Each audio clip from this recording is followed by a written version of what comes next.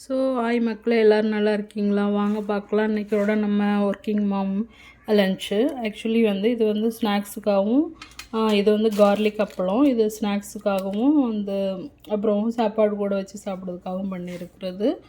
இது வந்து வெள்ளரிக்காய் பச்சடி. வெள்ளரிக்காய் பச்சடி வந்து இது வந்து கன்னியாகுமரி ஸ்டைலில் பண்ணுவாங்களா, நாகர்கோவில் கன்னியாகுமரி மாவட்டத்தில் அந்த மாதிரி இதெல்லாம் பண்ணியிருக்குது.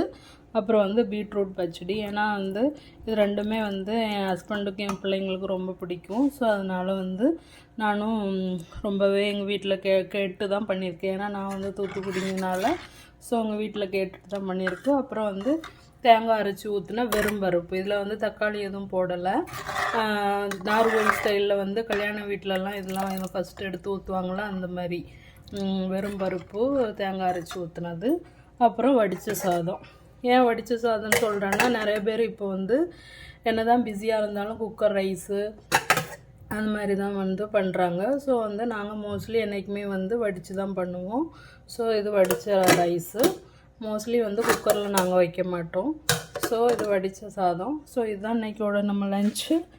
ஒன்லி வெஜிடேரியன் தான். எங்களுக்கு மோஸ்ட்லி வெஜிடேரியன் தான் பிடிக்கும்.